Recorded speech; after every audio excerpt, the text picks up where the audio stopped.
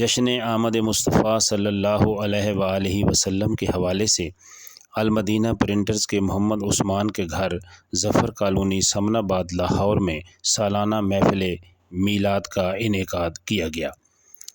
اس محفل پاک میں قراء حضرات، ثناء خوان، علماء کرام اور زندگی کے مختلف شعبوں سے تعلق رکھنے والی شخصیات نے شرکت کی۔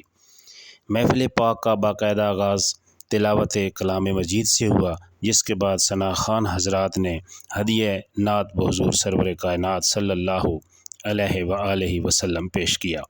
اس موقع پر علماء کرام نے اپنے خطاب میں کہا کہ خوش نصیب ہیں وہ لوگ جو 12 ربیع الاول کے حوالے سے میلاد کی محفلیں سجا کر آقا کریم صلی اللہ علیہ وآلہ وسلم کی ولادت کا جشن مناتے ہیں۔ آخر میں تمام شرکاء نے کھڑے ہو کر سلام کا نذرانہ پیش کیا، جس کے بعد ملک کی ترقی اور قوم کی خوشحالی کے لیے دعا کی گئی۔ آخر میں تمام مہمانوں کی خدمت میں کھانا تقسیم کیا گیا۔ پاکستان پائندہ باد۔